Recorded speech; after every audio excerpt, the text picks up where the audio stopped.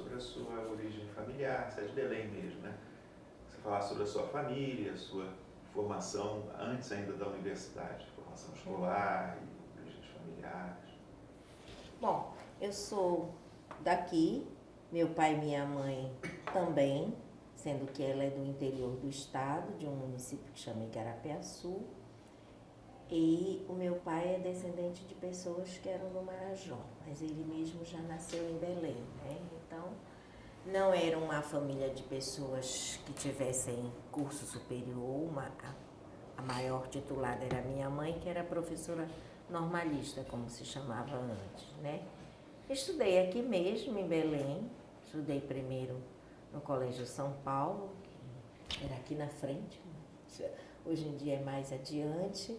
Depois eu fui para a escola pública, né? Eu estudei no Colégio Paz de Carvalho, onde eu ainda fiz curso clássico, né? Paz de Carvalho, que anos que você estudou? Eu saí do Paz de Carvalho em 69. Estudei todo o período praticamente da ditadura no Paz de Carvalho. Fui aluna da Edna, do Isidório, do Heraldo. Pois é, ia perguntar porque eu entrevistei a Edna ontem, né?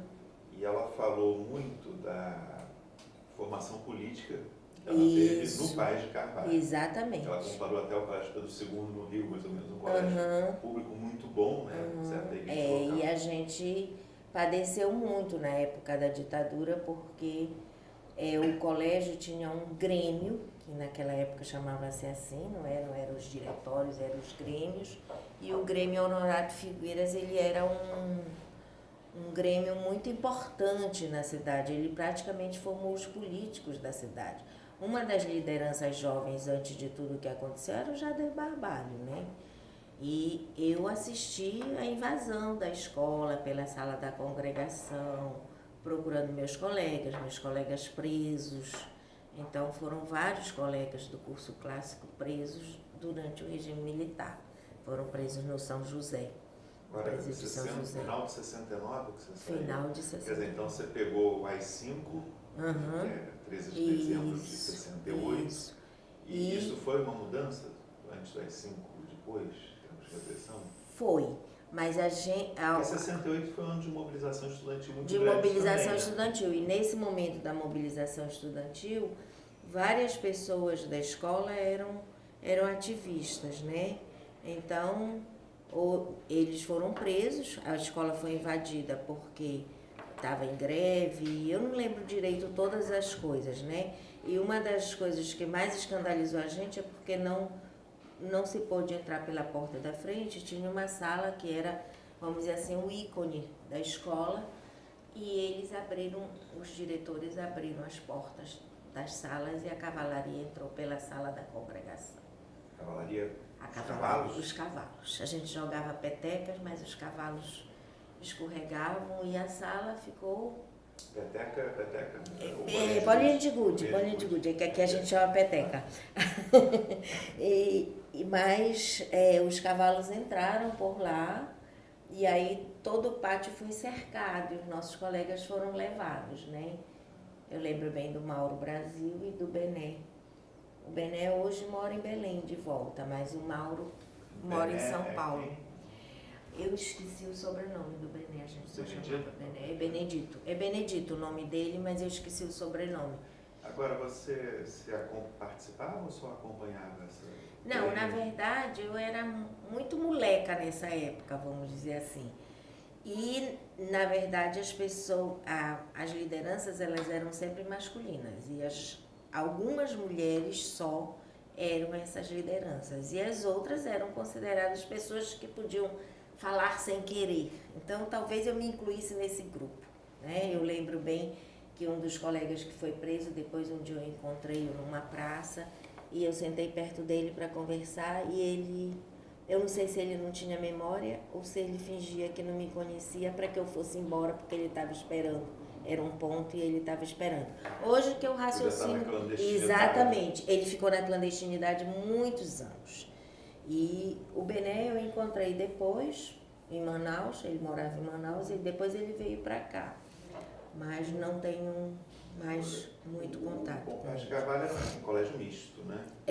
Havia ainda muitos colégios que eram de homens ou de mulheres? Havia. Aos colégios religiosos, o Nazaré era um colégio masculino, o Colégio do Carmo era um colégio masculino, o Santa Rosa, aqui perto, era feminino, e o Gentil era um colégio feminino. Tinha, além disso, o Santa Catarina, que era um colégio feminino, o Santa Maria de Belém, que é perto da Praça Batista Campos, que hoje é uma escola pública. Alguns fecharam, né? E outros se transformaram em colégio misto. Mas em termos de comportamento, quer dizer, não político, mas de sociabilidade, o Paz de Carvalho era mais liberal ou progressista, se a gente pudesse chamar assim? O Paz de Carvalho era, naquele momento, eu diria que nenhuma escola pública hoje era o que o Paz de Carvalho era. Primeiro que a gente tinha um corpo de professores que era exatamente o corpo de professores da universidade. Então a gente trabalhava no Paz de Carvalho com os professores que ou já eram da universidade ou depois foram para a universidade, né? E tinha uma efervescência política muito grande. O colégio público feminino era a escola normal, como a gente chamava, o IEP. Então tinha essa possibilidade. Agora tinham outras pessoas de outros contatos, de outros colégios, né? Não é que o Paz de Carvalho fosse o único que fazia política, mas acho que tinha uma certa tradição dentro disso. E, na verdade, quase todas as lideranças presas em 64, elas tinham sido do Paz de Carvalho, de alguma maneira. Né? As lideranças da Faculdade de Direito, outro dia até estava escrevendo sobre isso, que é uma coisa... A gente passa aqui na faculdade, hoje os meninos fazem Direito e não sabem mais que essa era a faculdade e o que significava, né? Porque, felizmente, ficou com a OAB. Então, talvez uma espécie de colégio de aplicação que não tinha da universidade, né? Tinha o colégio de aplicação da universidade, ele é do início dos anos 60, mas ele não tinha essa movimentação que tinha o Paz de Carvalho. Na verdade, na cidade tinha uma expectativa, estudar no Paz de Carvalho era estudar num bom colégio. Para tu teres uma ideia, nós éramos do curso clássico, nós tiramos todos os primeiros lugares do vestibular da Federal no ano que a gente fez vestibular. Era uma tradição de estudo e de política, né? Era uma coisa interessante porque todos os colegas que tiveram a vida interrompida pela ditadura, eles eram excelentes alunos, né? Deixa eu só voltar um pouquinho. Você mencionou que a sua mãe era professora, mas o seu pai? Meu pai só tinha segundo ano primário. Não, mas ele trabalhava... Ele era vendedor, ele vendeu medicamentos da sua vida inteira. Né? Então, trabalhava em laboratórios farmacêuticos. A minha mãe ela era formada professora, mas ela trabalhou no IBGE a vida toda. Se aposentou pelo IBGE. Qual era o cargo dela? Ela era contabilista dentro do IBGE, né? Trabalhava na contadoria, como eles chamavam naquele momento. Você caracterizaria como família de classe média na época?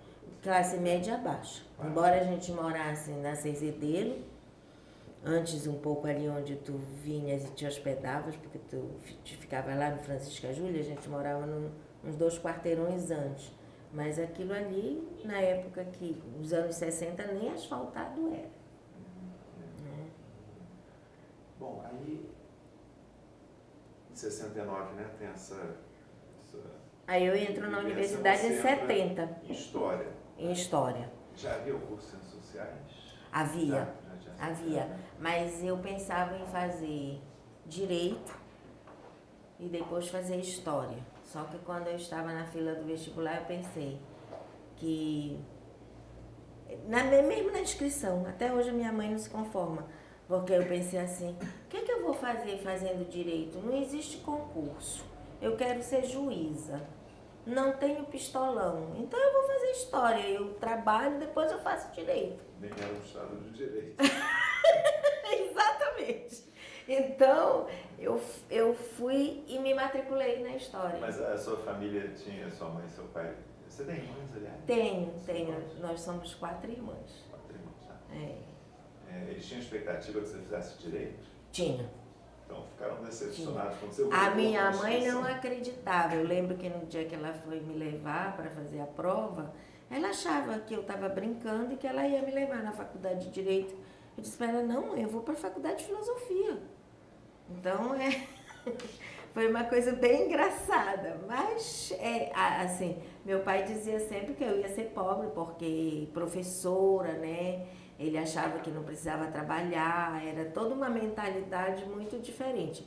É uma classe média baixa, mas que quer dar o melhor para os filhos. Ele era contra a gente estudar em escola pública, nós fomos porque a gente achava, nós as irmãs e a minha mãe, decidimos ir para a escola pública porque ela tinha estudado Paz de Carvalho e ela achava que era um gasto enorme com escola particular, e era. No momento era uma coisa muito pesada para eles, né? Suas irmãs, só para falar um pouco. Uma é geóloga, elas são mais novas, eu sou a mais velha. Uma é geóloga, também formada pela universidade, ela fez todo o curso dela aqui, inclusive o doutoramento. A outra é jornalista, trabalha no Museu Guild. Ela é analista de ciência e tecnologia no Guild, também é doutora em ciências sociais. Na verdade, nós acabamos fazendo um percurso que acho que eles desejariam ter feito e não puderam fazer, né? Bom, a graduação em História você fez também na época mais repressiva de todas, dentro do regime. Como é que era o curso na época e como é que era o Museu Prima? O curso era muito ruim, para falar a verdade. Ruim mesmo. Assim, nós tínhamos bons professores, porque bons professores, assim, bons narradores, né? Que sabiam contar aquela história muito tradicional, né? Mas a gente não tinha uma boa biblioteca. O material onde eu estudava na Biblioteca Central da Universidade era um material que hoje nem seria considerado pelos historiadores, né? E eu vinha fazer pesquisa de arquivo com Rosa Azevedo e Jean Ebete, que foi assim, dentro da Federal do Pará, a Rosa, o Jean, a própria Edna, né? Porque da hora que uma das minhas colegas estava brincando, eles eram a trindade, eles formaram muita gente. A Edna? O Jean Ebete, que hoje não está mais aqui, que é um belga, ele voltou para a Bélgica, e a Rosa Azevedo, que é uma venezuelana que trabalha junto comigo hoje em dia. A gente trabalha junto há muitos anos. E eu fui para os arquivos como historiadora com a Rosa, assim como fui iniciada no campo pelo Jean Ebete. Então, a gente brincava que eles eram a trindade da universidade, né? A trindade sagrada. Agora, a maioria dos professores não fazia pesquisa? Não fazia pesquisa, não tinham essa tradição, né? E eram professores, assim, que tinham sido bacharéis em Direito e Ciências Sociais, porque lembra que era bacharel em Ciências Jurídicas e Ciências Sociais. Então, todos os bons professores da Faculdade de Direito, os mais velhos, eram professores do curso. Então, os dois únicos professores que eu tive que mereceriam respeito e reverência era o professor Benedito Nunes, mas ele passou 15 dias dando aula para a gente, porque era no campus, o curso foi deslocado para o campus, e naquela época ir para o campus era fazer uma viagem, então ninguém queria ir para lá.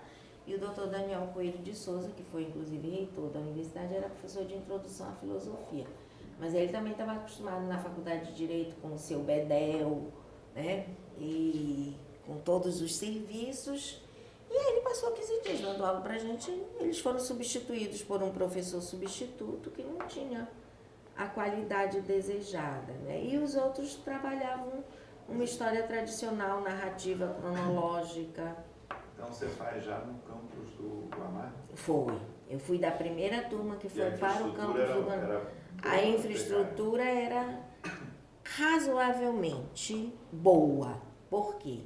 Porque aqueles pavilhões do início do campus, quem entra pela Bernardo Saião, eram 6 pavilhões, né? Então, aqui ainda não tinha nenhuma dessas construções que tem hoje. Ainda era um pântano, porque ela foi construída em cima de um banhado, né?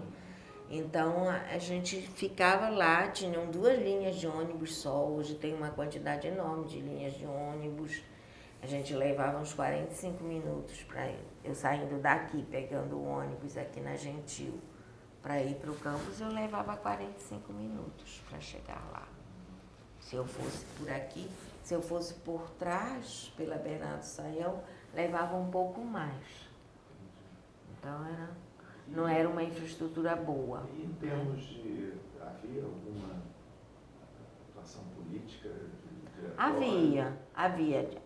Os diretórios funcionavam, meus colegas da história eram todas pessoas ativas, porque era Geraldo Coelho, que tinha uma tradição familiar, vamos dizer assim, o Romero Ximenes e outras pessoas que eram ativos. A gente ia do departamento ao conselho universitário representando os estudantes, né?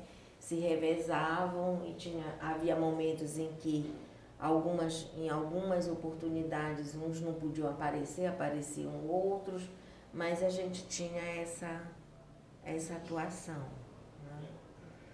Mas era mais, vamos dizer, em relação a questões universitárias, não acadêmicas. As pessoas que participavam das questões políticas eram as pessoas do Partido Comunista que viviam entre nós. A gente sabia e algumas vezes eles não podiam ser os representantes, então outros assumiam esse lugar. Tinha uma espécie de pacto, vamos dizer assim. Né? Bom, concluindo a graduação, você fez uma especialização em Santa Catarina. Lá em Santa Catarina, né? Uhum. Foi logo direto? Foi. Eu estava terminando, nessa época não tinha bolsa de iniciação científica, eu fui o que era o correspondente da época, que eu fui monitora, né? Ah, pois é, você foi do Eduardo Galvão? Não, o Eduardo era do museu e eu na universidade. Eu fui monitora do Heraldo. Que o Heraldo, inclusive nesse período ele foi fazer a seleção em Brasília e a gente era responsável pelas turmas, né? Então eu fui monitora do Heraldo, depois fui monitora do professor Samuel Sá. E aí, por que eu fui para Santa Catarina? Que, aliás, isso eu paguei a vida toda, porque as pessoas acham que o Guild é o expoente, Santa Catarina era o horror. De que é a primeira vez que a Amazônia ganhava de algum lugar do sul do país. Paguei por isso ao fazer seleção para o mestrado.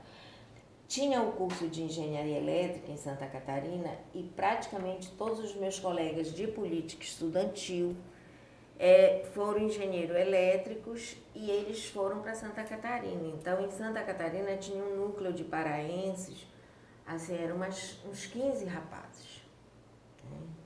E um deles era muito meu amigo. E ele escreveu dizendo assim: Jane, aqui tem um museu ótimo, tu devias vir para cá, tem uma pessoa assim, assim, assim e tal. Olha, ele estuda povos indígenas, não sei o que, era o Silvio Coelho. Aí eu escrevi para o Silvio e eu participei de uma seleção e fui aceita. Então eu fui para Santa Catarina. Nessa época eu concorri a uma bolsa dentro da universidade.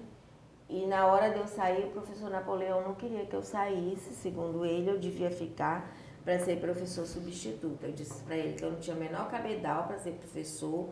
Eu ia estudar, um dia eu ia voltar e fazer concurso. Até porque o último concurso que tinha tido, entraram todos os meus colegas e eu não estava formada. Então, não pude entrar nesse concurso. Levei 9 anos para entrar, porque foi quando teve concurso. Porque hoje concurso é fácil, naquela época não era, né? Então eu fui para Santa Catarina, o Silvio me aceitou, aí eu me desliguei, eu ia ganhar uma bolsa da universidade, mas segundo se diz, a bolsa foi dada para o filho do reitor e eu perdi a bolsa. Então ele foi fazer psicologia e eu fui fazer antropologia, mas como eu trabalhava, eu pedi demissão das escolas e fui. Você era professora em escolas? Eu era professora no Colégio Moderno, que era um dos colégios também importantes da cidade. Professora de História. Professora de História. Agora, esse curso em Santa Catarina era um ano? Era um ano.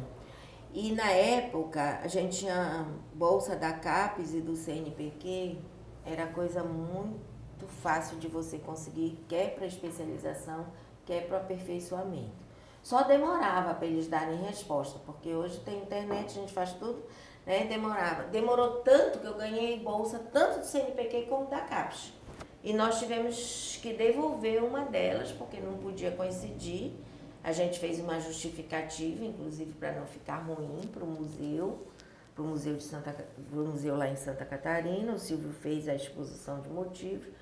E aí, quando eu cheguei lá, que eu não tinha bolsa, eu fui ser de novo monitora. Eu era monitora, tinha uma bolsa que chamava APG, aluno de pós-graduação. Eles me matricularam no curso de pós-graduação em Direito, onde eu fiz Sociologia Jurídica com a pessoa lá. E fazia algumas disciplinas com o Silvio, porque o Silvio sempre ensinou no Direito e na Antropologia. Então, eu fiz uma parte da pós-graduação. Não fui selecionada, eu fazia como aluno avulso, né? E aí eu acabei trabalhando, porque eles acabaram não apenas de me conseguindo a bolsa de monitoria, mas de me conceder um cargo na faculdade. Hoje a faculdade, a Fundação do Vale do Itajaí, mas era a faculdade do Vale do Itajaí, onde eu ensinava História. E aí eu acabei ficando 2 anos lá até fazer seleção para o mestrado em Brasília. Então você acabou o curso e ficou mais um ano? Foi. Não, eu prorroguei. Eu fiz primeiro, eles consideravam que primeiro eu tinha feito um aperfeiçoamento e depois eu fiz uma especialização. E também eu tinha um outro interesse, porque eu sempre tentei fazer arqueologia, mas eu não conseguia aturar do Tomás de Simões, que ele só mandava a gente lavar caco, como a gente brinca. E lá tinha um grupo que era muito interessante, que era a Maria José Reis, o Alruíno Eble, que... Eu não trabalhei nos sambaquis, mas eu trabalhei nas casas subterrâneas, provavelmente dos cangangue mais antigos, com a Maria José Reis, e ela era orientanda do piano. Então, isso foi uma coisa importantíssima na minha formação, que até hoje ela reflete na minha formação, porque no curso de pós-graduação que a gente trabalha hoje, nós trabalhamos em 3 campos, né? Arqueologia, antropologia social e antropologia biológica. A gente tentou a linguística, mas ela está separada há muito no Brasil, então isso ficou muito difícil de ser feito. Mas essa possibilidade de não ter uma formação em arqueologia, mas de ter convivido com os arqueólogos, inclusive em campo, foi importantíssima para a constituição do perfil do programa. Eu consigo dialogar bem com a arqueologia e com a bioantropologia. Bom, eram as 4 grandes áreas. Exatamente. Que perdeu, se me lembro que o Levi-Strauss falou que Franz Boas era o último grande antropólogo das 4 áreas, né? E, na verdade, o programa ele faz isso hoje, mas cada um no seu pedaço. É muito difícil a gente atravessar. É mais fácil eu falar com a genética via antropologia forense do que eu falar com meus colegas de outras áreas. Mas... Agora, você não pensou em ficar em Santa Catarina? Pensei. Já tinha começado o mestrado lá, né? Pensei. Fiz concurso para ser professora, mas eu fiquei em 2º lugar. E aí não me chamaram. E nessa época, inclusive, eu tinha pensado tudo. Eu ia estudar as minas em Santa Catarina. Minha ideia era essa, imagina. Eu nem sabia onde eu estava me metendo. E eu faria a dissertação em Santa Catarina. Eu já estava em Brasília quando eu voltei para Santa Catarina para fazer concurso. Mas eu fiquei em 2º lugar, a pessoa que foi chamada, que passou em 1º lugar, não ficou, e eu não tinha condições de ficar em Santa Catarina nem de fazer a tese lá, a dissertação, né? Aí eu vim fazer a dissertação aqui. Eu concorri numa bolsa, primeiro concurso da Fundação Ford com a Fundação Carlos Chagas, eu consegui o prêmio para fazer minha dissertação aqui. E a sua família, como é que viu você lá longe? Meu pai achava ótimo, ele achava uma beleza as filhas estudarem. Acho que ele pensava que nós éramos todos meninos e que a gente podia ganhar o mundo assim. Tanto que eu estudei no Brasil, a minha irmã terceira já estudou, fez todo o curso dela fora do Brasil, ela fez mestrado nos Estados Unidos, doutorado na Inglaterra, e a minha outra irmã fez tudo aqui, porque aqui tinha o melhor curso de geologia no Brasil. Então ela fez todo, ela é geofísica. Agora, o mestrado de lá você vai fazer na UNB? Na UNB. Você chegou a voltar para Belém um tempo ou foi direto? Não, eu fui direto de Santa Catarina para Brasília, né? Fiz a seleção e aí fiquei 3 anos em Brasília, porque naquela época se fazia o mestrado em 4 anos, né? O mestrado você começou em 76, né? 6, e terminei em 79. O programa lá ele tinha começado uns 3 anos antes, se não me engano, 73, né? Que a primeira turma, o primeiro formado na UNB era o João Pacheco. João Pacheco. Fez 40 anos o programa, eu fui inclusive chamada para ir aos 40 anos fazer uma fala. Eu, Carlos Brandão, aliás, é o Carlos que é o primeiro que se formou pela UNB. Eu fui direto para lá.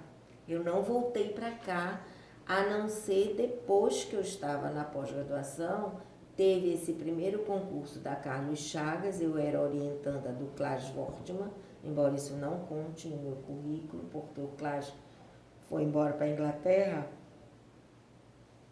e eu acabei orientada pelo Melati no final da minha dissertação, que é uma coisa estapafúrdia, porque eu trabalhava com aquilo que se chamava antes a questão da mulher, né? E Mulheres da Castanha. Exatamente, e o Melati orientava indígenas. Foi muito engraçado que eu cheguei lá e ele disse, olha, Roque, tu que vai me orientar. Eu falei, Jane, não posso, estou orientando quase toda a turma de vocês. Aí eu falei assim, então dá um jeito de arranjar um orientador para mim, porque eu vou defender esse negócio. Aí ele disse assim, só o Melati. Aí eu fui lá com ele olhava a minha cara. Jane, eu não entendo nada disso. Eu disse, mas tu podes entender. Ele olhou para mim e disse assim, como eu posso entender? Eu disse, claro, todo antropólogo tem que entender de tudo. Então, teoricamente, tu pode não conhecer a bibliografia, mas tu vais ler o que eu escrevi e tu vais me dizer se tem coerência ou não.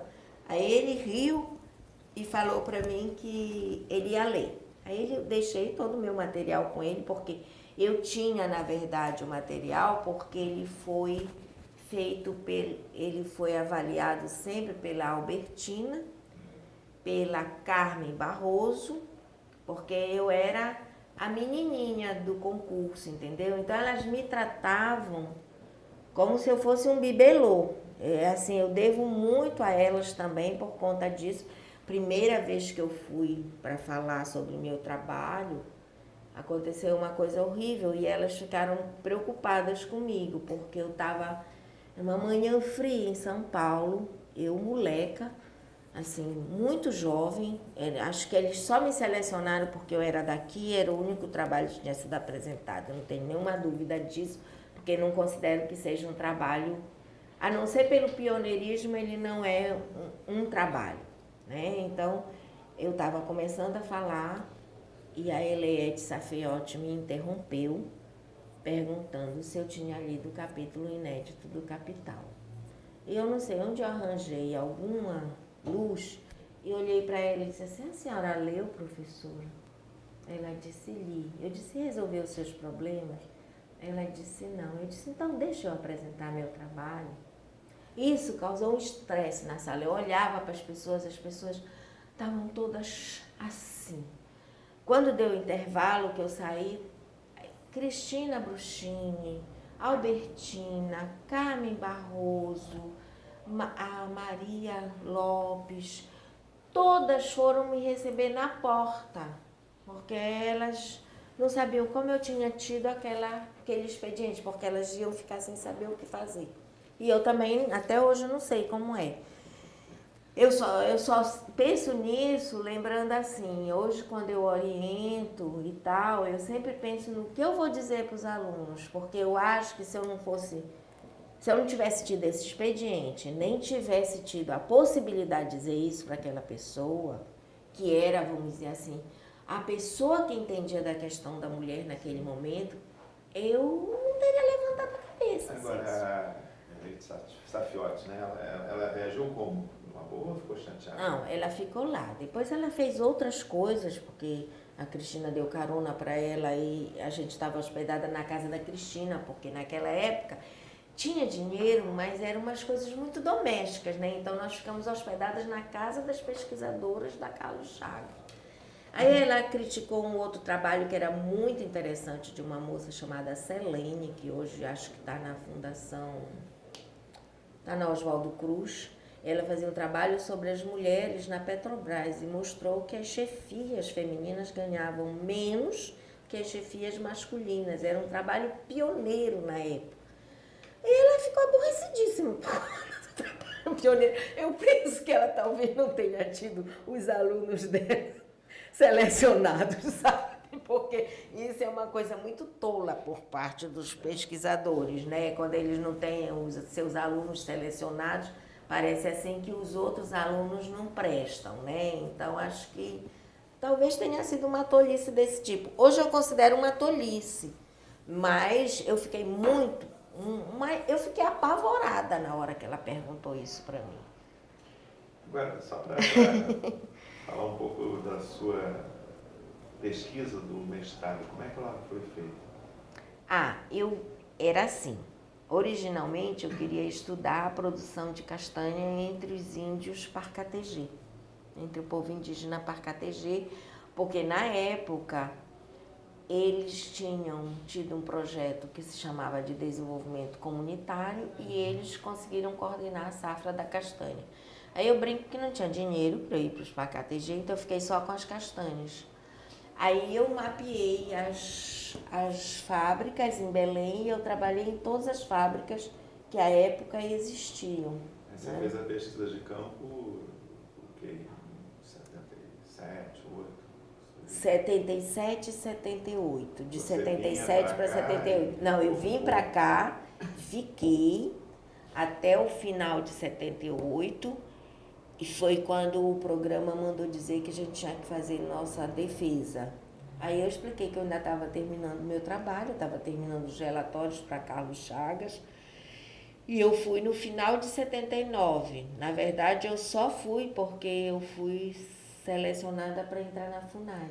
E aí eu fui daqui para lá para fazer a defesa da tese e 11 dias depois... Não, eu assumi a FUNAI e 11 dias depois eu defendi minha dissertação.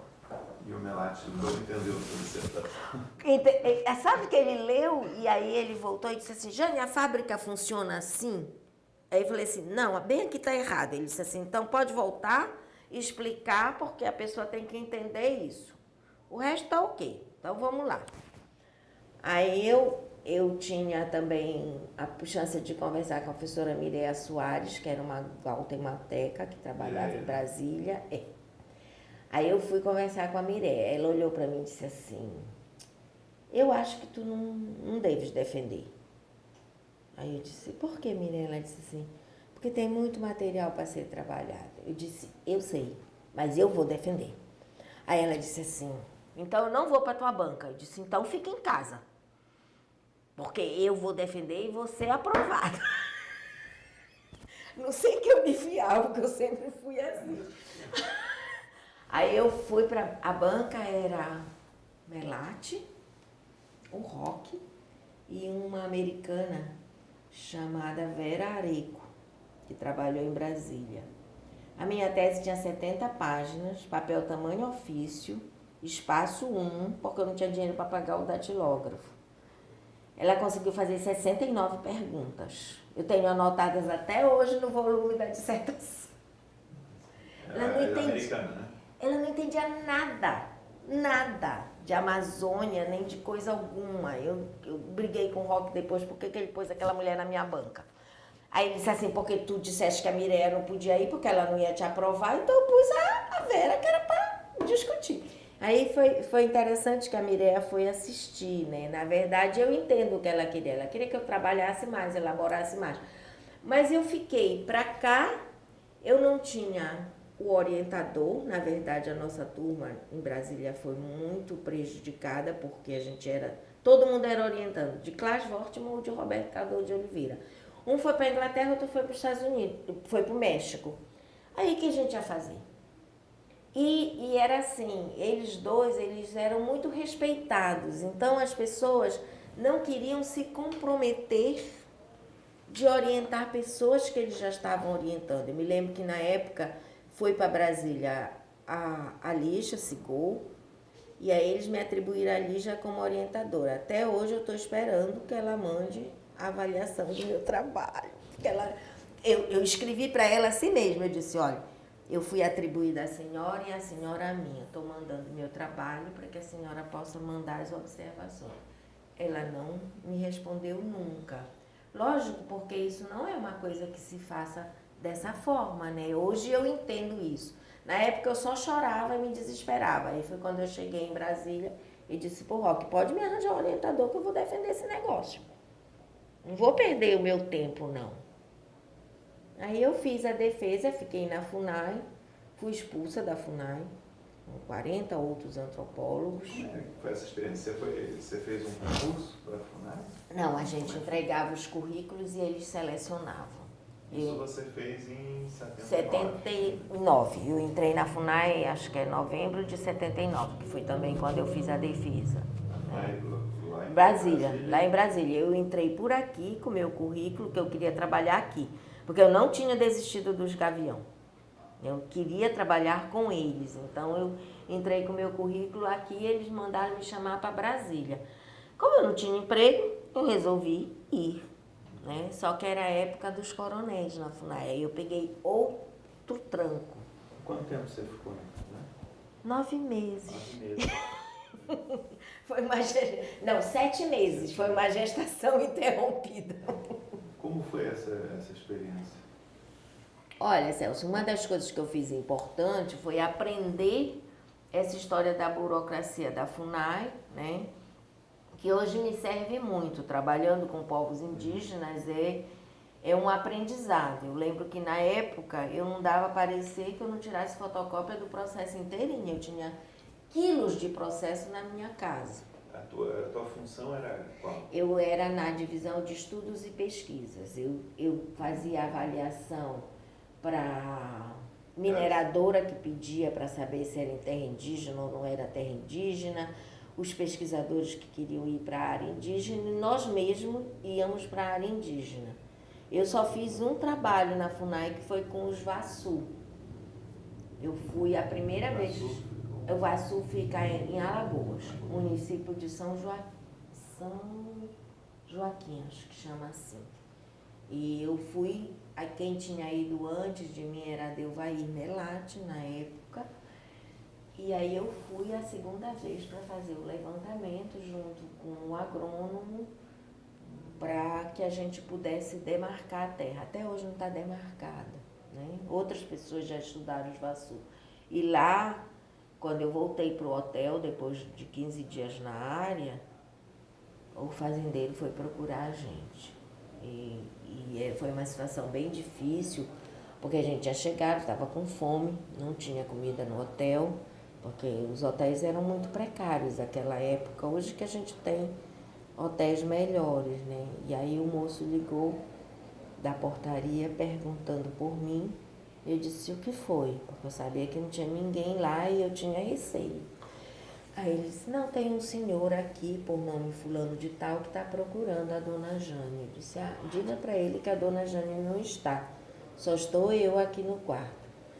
Aí ele desligou e deve ter dito para ele. E aí o engenheiro começou a me perturbar, porque ele estava com fome, porque ele queria comer, porque não sei o quê, porque não sei o quê. Aí eu falei para ele, só tem 2 alternativas, ou come e morre, ou fica com fome e não morre. A gente vai ter que esperar no mínimo umas 2 horas pra gente comer em qualquer boteco, porque essas alturas vai estar fechado. Mas eu não vou sair daqui agora. Tu sabes o que a gente passou na área, então eu não vou sair daqui agora. Porque Alagoas é tipo Mato Grosso, talvez um pouquinho pior, né? E aí assim nós ficamos. Eu voltei, fiz o relatório, mas daí a uns 15 dias nós resolvemos fazer uma denúncia, coisa de gente idiota, uma denúncia para o Mário Andreasa sobre os coronéis da FUNAI e a venda de terra indígena, né? Eu me lembro que eu não queria assinar o documento, porque ele estava mal escrito. E aí as pessoas diziam assim, não, gente, você está com medo. Aí eu, para mostrar que não estava com medo, assinei o documento, né? Fomos os 50 para a rua. Quer dizer, tinham outras questões que não apenas essa.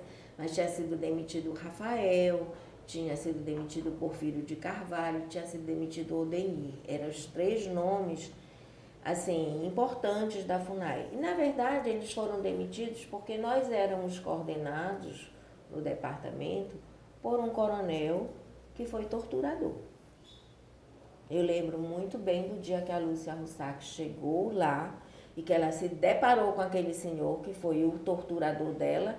Ela não conseguia fazer mais nada na vida. Na verdade, ela não disse, pelo rosto dela a gente sabia e tirou-a da FUNAI, entendeu?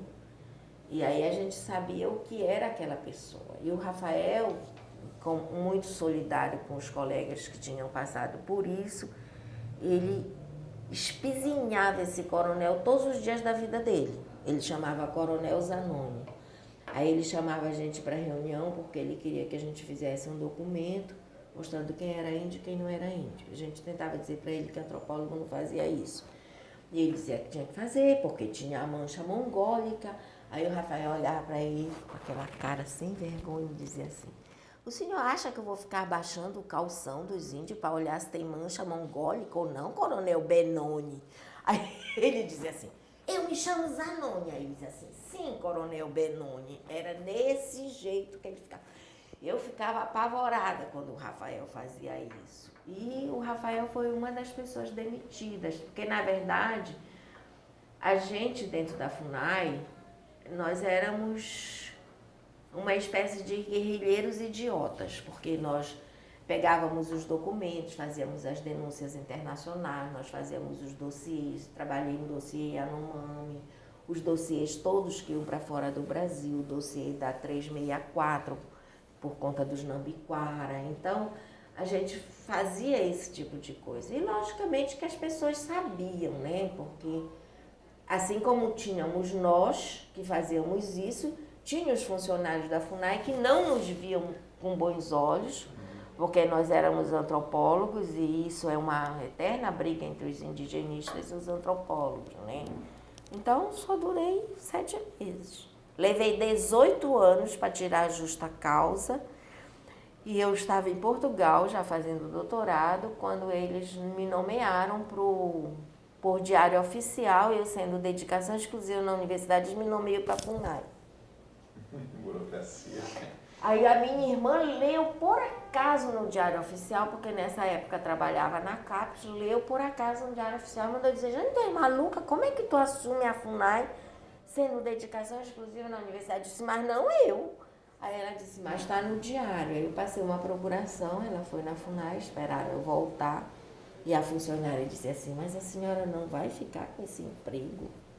Eu disse para ela, minha senhora, se eu tivesse de viver desse emprego, meu filho tinha morrido de fome, né?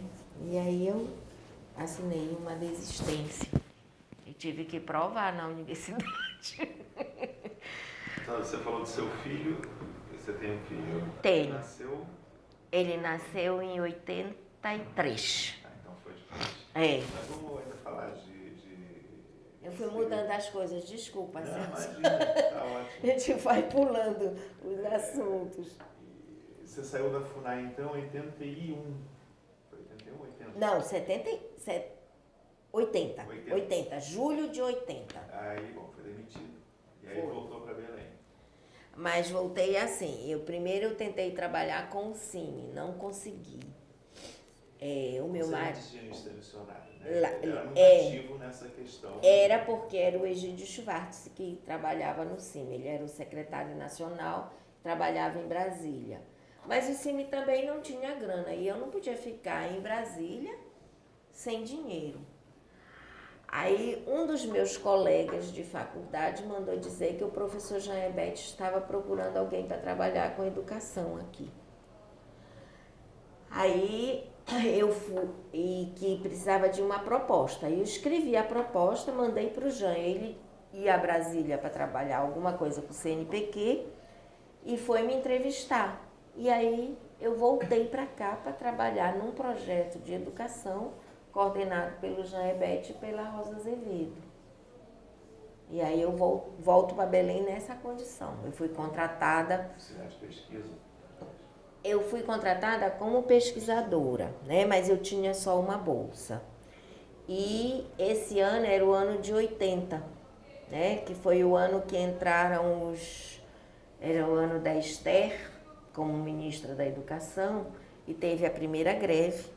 Eu não era ligada à universidade, eu era uma pessoa autônoma dentro da universidade, mas participei da greve. Todos os meus colegas que estavam na mesma condição que eu entraram, são os colaboradores 80, né? E eu fiquei esperando para fazer concurso, porque eu não entrei na leva. E aí eu depois fui professora visitante. Eu brinco que a única pessoa visitante na sua própria terra, em regime de 20 horas, fui eu. Então, eu e uma outra pessoa, que era uma pessoa que foi mulher de uma pessoa que passou muito tempo como clandestino, que é minha colega hoje na história. Nós fomos as duas professoras contratadas em regime de 20 horas, porque o pró-reitor achava, à época, ele era extremamente autoritário, ele achava que a história não precisava de pessoas em regime de 40 horas, né? Então, ele disse para a chefe do departamento. E aí nós fomos contratadas em 20 horas, mas depois teve 2 vagas de concurso, nós concorremos e conseguimos entrar, felizmente. Que ano que você ficou efetivada no tempo integral? Em 82. 82. Tanto que agora eu já vou fazer promoção para titular. Já estou esperando há algum tempo. Deixa só, eu posso fazer um parênteses? Pode, querido. O Napoleão, querido, né? E antes a gente tinha falado, antes da entrevista, começar um pouco sobre o Eduardo Galvão. Isso. Eu queria que você falasse da sua experiência com essas duas pessoas. Que são os fundadores, vamos dizer, da antropologia no Pará. Eu acho, os dois, a meu ver, eles tinham uma coisa muito interessante que hoje a gente perdeu. Eles tinham um regime de colaboração entre a universidade e o museu que proporcionou coisas muito interessantes. Inclusive, assim, quando eles iam para campo, eles faziam as coleções preferencialmente para a sua instituição e todas as duplicidades pertenceriam a outra instituição. Então, isso faz com que a antropologia tenha um acervo de mais de 1.500 peças. O Napoleão era uma pessoa interessante que sempre disse para nós, se tu entrevistaste o Geraldo e a Angélica, eles podem ter te dito isso, ele sempre disse para nós que ele queria ver todo mundo formado, cada um no lugar e brigando sempre. Apesar dele ser só... Ele não... exatamente, ele era só bacharel em ciências jurídicas e sociais. E foi militar, né? Ele dirigiu o laboratório à sua moda. Era uma pessoa... às vezes muito arbitrária, sabe? Mas também muito generoso. Como toda pessoa muito autoritária, ele era muito generoso também. E eu comecei como monitora dele. Até hoje, os meus alunos riem. Durante a graduação? Durante a graduação. Os meus alunos riem porque eu disse que eu comecei, quando eu fui a primeira vez no laboratório, ele me botou sentada numa mesa. Eu disse, você vai começar pelo dicionário. Todas essas plantas que tem aqui, você vai tentar ver os nomes científicos e vai ver as fichas que a gente coletou em campo, para que serve. Eu me lembro que eu comecei pelo abacate. Os meninos dão risada, porque eu disse que eu tinha que saber o que era abacate, o nome científico, não sei o quê. E assim eu fui, eu ficava horas no laboratório trabalhando. e o acompanhava na sala de aula, né, também. O Galvão não, o Galvão era uma relação mais leve. Mas Galvão estava só no museu ou também? Só no museu. Não estava na Ele dava aula na universidade, mas ele era só do museu. Porque, na verdade, até mesmo hoje não tendo esse trânsito muito grande entre o museu e a universidade, e se chamarem a gente vai no museu e faz as coisas, se a gente chamá-los, eles vêm, não todos, mas eles vêm para falar para a gente. Então tem uma colaboração. E aí eu pedi estágio no museu, e eu fiz estágio no museu em 71 e 72, antes de eu sair daqui. Com o Galvão, diretamente com ele. Era? Bom, lá era um sistema de seminários. O nosso livro-texto para ele era o livro do Otaviano e Fernando Henrique Cardoso, aquele livro que tem vários textos de sociologia clássica, do Gurvitch, não sei de quem, não me lembro mais. Então, nós fizemos o seminário daquele livro de um lado para o outro. E, nos intervalos, nós tínhamos as apresentações das pessoas que tinham ido para campo trabalhar com povos indígenas, porque ele dizia que a gente não poderia trabalhar com povos indígenas sem entender das ciências sociais como um conjunto. Ele falava sempre que não existia diferença entre sociologia e antropologia. Então, que a gente precisava compreender isso para ser um bom etnólogo, né? Então, era um pouco isso a relação. Aí a gente ia para lá. Mas eram todos com povos indígenas ou também com camponeses, vamos dizer? Tinha alguma coisa com camponeses, mas, na verdade, não era... Era só quando ele chamava alguém que trabalhava com camponês, porque era ele que dirigia o seminário. Então, no museu, na verdade, a única pessoa que trabalhava com camponês nesse momento era a Maria José Bravo, que trabalhava no Marajó com os roceiros. E o forte do museu era a etnologia e os estudos de pesca, que eram coordenados, a mesma Lourdes estando aposentada, é ela que ainda coordena essa parte, né? O Galvão tinha muito a aculturação, né, que era que ele estava... Ele tem um texto que é clássico, que são as áreas culturais no Brasil, que ele divide o Brasil e aí ele faz um estudo dos estudos etnográficos na época, mostrando as predominâncias dentro de cada área. Porque ele foi aluno do Agley, né, sempre, e ele tinha essa possibilidade. Depois ele escreveu, o livro dele mais famoso chama Santos e Visagens, que é sobre Gurupá, né? E que é um bom trabalho.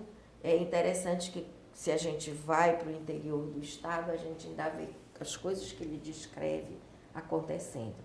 E o outro trabalho dele que eu considero importante é o que ele escreveu com o Charles Wagner sobre os Tenente Rara, onde eles previam que os Tenente Rara desapareceriam, né? Porque eles estariam aculturados em pouco tempo. Quer dizer, essa reviravolta que a gente vê hoje de combate a essa homogeneização é uma coisa que ninguém pensava nos anos 60, 70, né? Um certo fatalismo da assimilação, exatamente, né? que isso haveria de exterminar os povos indígenas, né? Quer dizer, o genocídio tinha feito uma primeira parte e o etnocídio faria o restante, né? É uma coisa muito interessante a gente ver. Eu trabalho com um grupo que durante anos e anos eles não foram considerados Tenente Rara. Eles, de uns 15 anos para cá, é que eles se apresentam como tal. É um grupo que, se você chegar, se fores a Salinas e passares por Santa Maria, eles estão tudo na beira da estrada e ninguém vai dizer que eles são indígenas, porque as pessoas esperam uma aparência diferente, né? Exatamente. E é uma história terrível, no caso deles, porque eles ficam na mão dos capuchinhos lombardos, eles vão as crianças deles vão para as escolas sequestradas praticamente, né? E o trabalho do Galvão é importante, no caso, porque ele me dá todas as coisas referentes ao Maranhão, porque eles vêm de lá se deslocando até o Rio Maracanã. E isso é muito importante para essa... Não dá para estudar Tenente Rara sem lê-los, porque tem coisas bem importantes. O Galvão e o Napoleão morreram quando? O Galvão foi em 70 O Galvão morreu nos anos 70, acho que 75, talvez, o Galvão. O Napoleão, ele morre, acho que em 84, porque o laboratório de antropologia que leva o nome dele na universidade, ele foi inaugurado, o Galvão tinha morrido há pouco. Então, o Napoleão, desculpa. O Napoleão tinha morrido fazia pouco.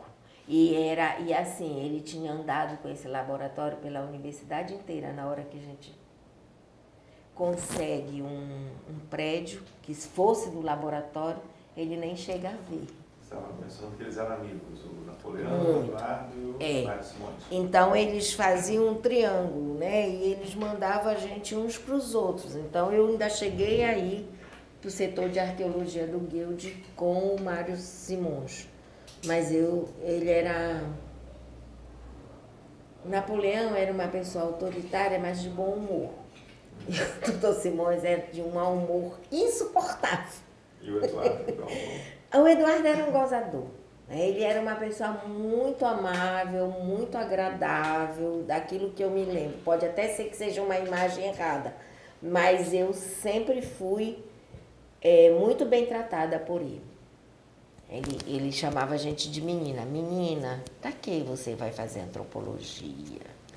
Ele conversava muito com a gente, se a gente queria mesmo fazer isso, se a gente queria ir para o mato, porque naquela época fazer antropologia era ir para o mato, né? Meu pai até brincava que ele só tinha filha que gostava de mato, porque uma geóloga e outra antropóloga.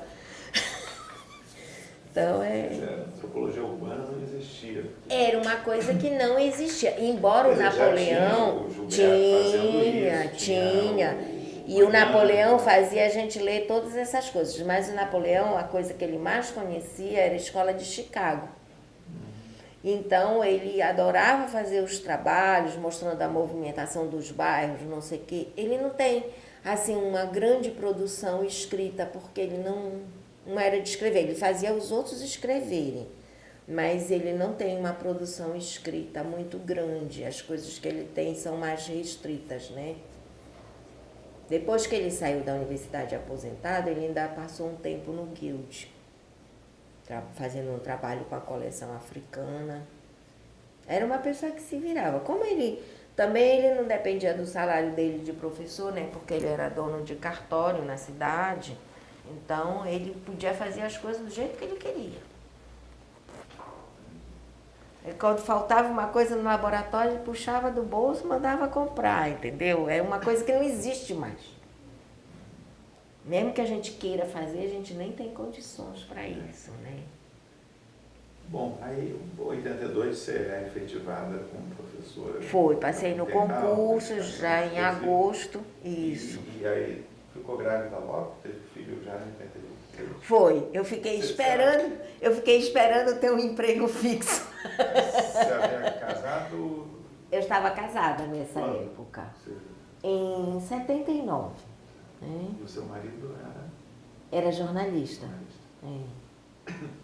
E aí depois eu tive o meu filho e fiquei trabalhando na universidade. Aí eu não podia sair porque tinha uma outra questão. Aí eu me separo logo depois que ele nasce, né? E aí eu tinha uma questão, eu queria fazer doutorado, mas eu não tinha condição de sair com uma criança pequena. Agora, né? Perdão, o seu concurso foi o departamento de... História e Antropologia. Eram juntos ainda. Exatamente. Aí eles só se separaram, acho que nos anos 90. Mas você dava aula de antropologia? De antropologia. Embora eu seja... Quais eram os cursos que você dava? Tudo?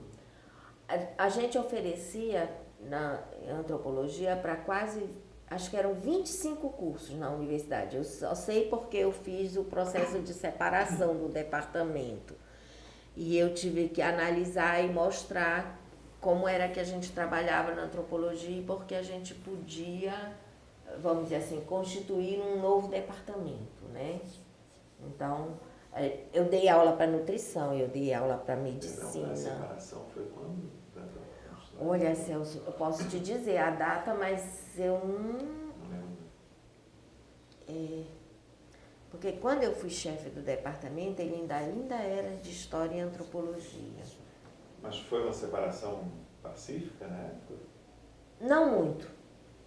Tinha muita discussão e a gente teve que aceitar. Um dos nossos colegas não era... Eu acho que foi entre 85 e 90, eu não sei te dizer a data, mas foi nesse período porque eu fui chefe em 85 e a gente só separa depois.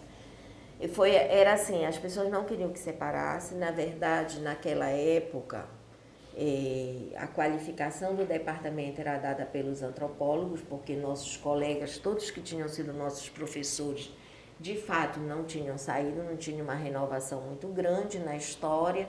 Então, a separação implicava em situações que podiam não ser agradáveis para a história. Mas eu, analisando hoje, acho que foi muito bom, tanto para a antropologia como para a história, porque a história se renovou. Hoje eles são um departamento... Hoje a gente não tem mais departamento, né? A estrutura da universidade mudou estatutariamente e a gente só tem as faculdades e o instituto. Mas a história cresceu muito, eles têm um bom programa de pós-graduação, com nota 5, eles se estruturaram bastante bem. E a gente se estruturou a partir do mestrado de antropologia, que existiu até 2004, não foi encerrado, porque eu era a coordenadora e eu me recusei a encerrá-lo, ficou em aberto. Não sei, a CAPES que deve ter encerrado. E aí depois a gente cria o programa de pós-graduação em Ciências Sociais, porque a gente não tinha condição de fazer o doutorado só na antropologia ou só na sociologia. E a ideia era se separar mais adiante e fazer os 2 programas, né? Agora tem 2 programas? Tem 2 programas, porque em 2010 nós fizemos um processo novo para a CAPES, com um programa de antropologia nos 4 campos. E nos separamos do programa de Ciências Sociais, que hoje se chama Programa de Sociologia e Antropologia. Sociologia e Antropologia. Não deu problema na universidade ter 2 programas com o nome Antropologia?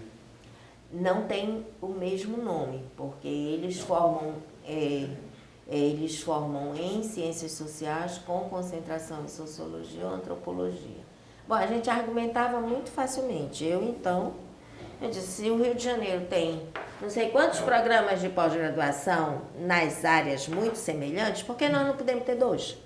A UFRJ tem um programa de pós-graduação, exatamente. Sociologia e Antropologia. Que é 7 agora. Exatamente. E o PP Gás também é 7. Só que tinha muita tensão entre os 2 numa determinada época. Aqui tem demais, porque eu liderei a formação do outro programa, porque quando a gente se reuniu, a gente ia reunir e fazer um programa em ciências humanas. Ia entrar antropologia, sociologia, história e geografia. Aí nós chamamos consultores. A pessoa da geografia e o Roque, que veio pela antropologia, desaconselharam a união. No máximo, a gente podia ficar sociologia e antropologia. Então, em 2003, nós conseguimos a aprovação da CAPES. Foi quando foi criado o programa de Ciências Sociais. Eu trabalhei no programa até a criação do outro programa. Então, foi uma dificuldade muito grande.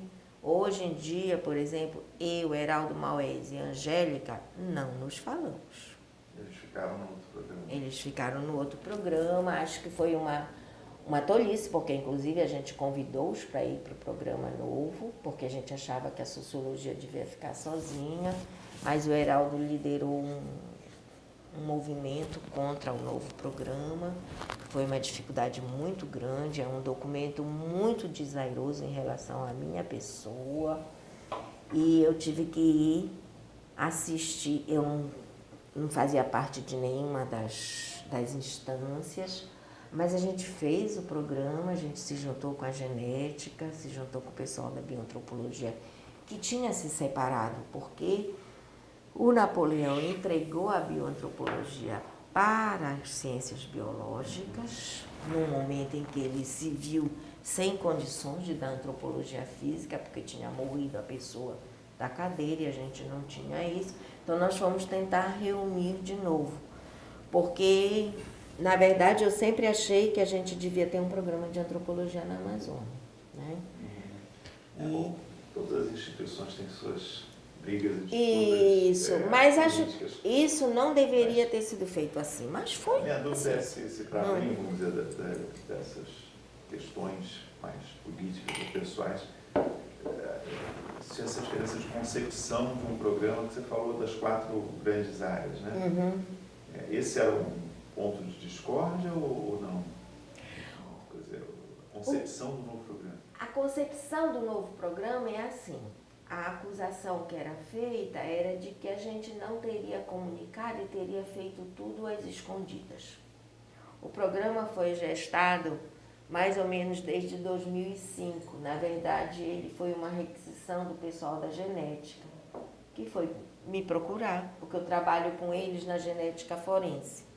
Eu faço a discussão que a genética forense não faz olhando da antropologia social, né? Então, nessa associação, uma das geneticistas importantes daqui, a Andrea, ela dizia para mim, por que a gente não faz um programa de antropologia só de antropologia? E aí, ela, como a genética tem muito mais dinheiro do que a antropologia, então ela trouxe a Sheila, da Fundação Oswaldo Cruz, que é uma pessoa que trabalha há muitos anos, e aí nós começamos a conversar. Mas eu acho que os outros professores, eles não acreditavam que a gente pudesse compor um programa, inclusive o professor Heraldo. Então, acho que isso, veja, ele foi meu professor, ele é o sênior, né? Então, acho que ele ficou magoado com isso. Eu entendo, mas eu também entendo que eu tenho o direito de fazer meu percurso. E isso gerou um estresse. A primeira vez que a gente tentou, o pró-reitor disse para a gente que não, porque, na verdade, a gente criou um programa com 10 bolsistas de produtividade. Ou seja, nós retiramos a produtividade do programa de Sociologia e Antropologia. Mas qual era o incentivo para esses bolsistas irem para o novo programa? É porque nós não queríamos trabalhar com a sociologia. Era impossível. Nós começamos a nos desentender realmente quando houve o primeiro credenciamento do curso, porque aí a produção era da antropologia e não da sociologia, e isso nos puxava para baixo sempre, entendeu? E a formação acabava que tinha que ser uma formação mista, e os alunos também achavam que perdiam um pouco de tempo nessa história, né? Porque diferente do que pensava o Galvão, as pessoas hoje não querem fazer 2 disciplinas. Eu acho que é sempre importante, eu considero. Mas eu considero assim, desde que os grupos possam fazer uma interconexão. Sem haver a interconexão, é melhor ter programas separados. Então, foi nessa perspectiva. E aí tinha uma outra coisa, a arqueologia não tinha lugar no programa de ciências sociais. Passou a ter no novo. Passou a ter no novo. A gente tem um núcleo de... Bom, você também teve a tua experiência de... Isso, mas eu não sou arqueóloga de jeito nenhum. Sim, mas a gente... um pouco na área, né? E a gente já tinha como professora no programa a Denise Chan, que trabalha na Amazônia há muitos anos, Marajó, e trabalha em Santarém. E a Denise é uma pessoa que agrega. Então, por exemplo, não tem projeto da Denise que não tem antropólogo social, e o contrário também é verdadeiro. A gente trabalha muito junto. E no programa de Ciências Sociais ela não tinha essa chance, porque ela não tinha chance de orientar na arqueologia. Arqueólogos na Amazônia são importantes. Tanto que A Denise é muito competente. Agora ela está estudando a história da arqueologia dos anos 70 que ninguém estudou. Ela está fazendo um pós-doc no Rio, mexendo com todos os arquivos para fazer isso, entendeu? Ela é uma pessoa extremamente competente, do meu ponto de vista. E para os primeiros anos do programa, a demanda maior era para arqueologia, porque a gente não tem formação. Depois, durante muitos anos também no Brasil, o único curso de arqueologia que tinha era a USP. Respeitado como arqueologia era a USP, porque tinha um curso de arqueologia junto com a história em Pernambuco, mas ele não tinha a credibilidade do curso da USP. Não por ser em Pernambuco, mas por conta da forma como ele era constituído. Então, isso era uma necessidade. E acho que isso a gente conseguiu justificar muito bem no projeto. Agora, o programa tem 5 anos, então? Tem 5 anos. Qual o balanço que você faria? 5 anos já é um tempo pequeno, mas também nem tanto, né? 5 anos já deve... Já formou pessoas. A gente já formou pessoas. Eu acho que tem uma coisa importante no programa, que é que a gente está formando os arqueólogos. A demanda da bioantropologia é pequena, tanto que ano passado nós fizemos uma demanda induzida e conseguimos que 4 pessoas que vieram da biologia façam todas as cadeiras de ciências sociais, de antropologia social, e a gente orienta junto as pessoas, né? Então nós temos 4 pessoas que vêm da biologia e que estão se dando muito bem no programa, porque a gente acha que tem que formar essas pessoas que possam fazer essa discussão, porque a discussão na genética ela é pequena em termos da ética. Eles dizem que é grande, mas para o nosso gosto não é. Então, apesar da biologia determinar o que é ética. Exatamente. Com isso, Luiz Fernando está aí trabalhando, né? Então, tem que marcar que a as gente ciências humanas são diferentes. a gente tem que marcar isso. Às vezes eles me dizem assim, mas gente, tu não pediste licença para ir trabalhar com os indígenas? Eu olho para eles e digo assim, licença com povos indígenas, assim, você tem que... Eu só vou onde eles me chamam.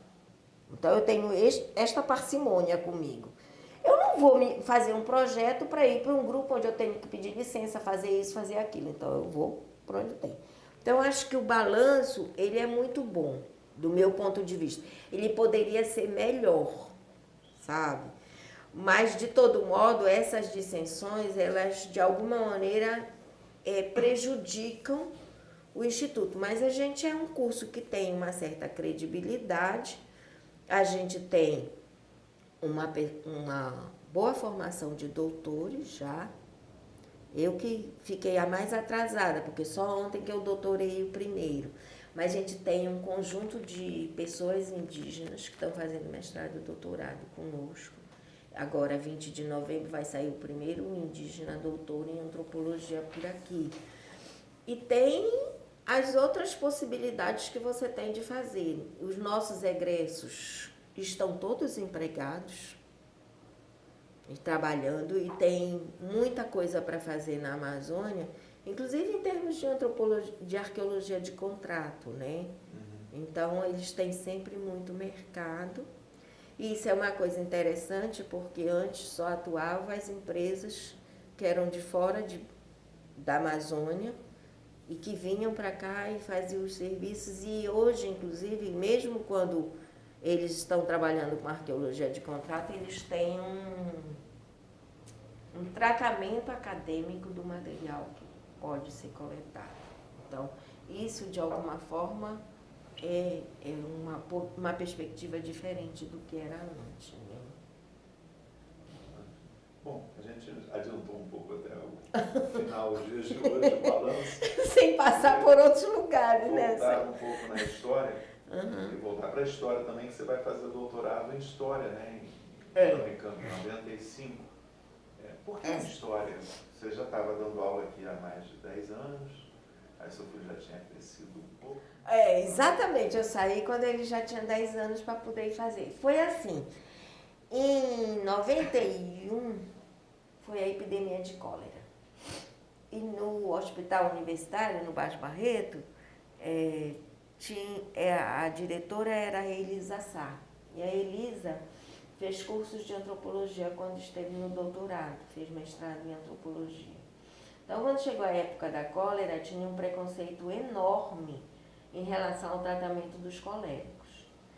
E a Elisa era muito minha amiga e ela foi onde eu estava e disse assim, olha, você vai para o hospital e ensinar médico a fazer visita domiciliar. Eu falei assim, mas quem te disse que eu sei fazer isso? Ah, Jane, tu trabalhaste comigo na secretaria, tu vais fazer isso melhor do que ninguém, não sei o que, não sei o que. Aí eu não podia dizer não.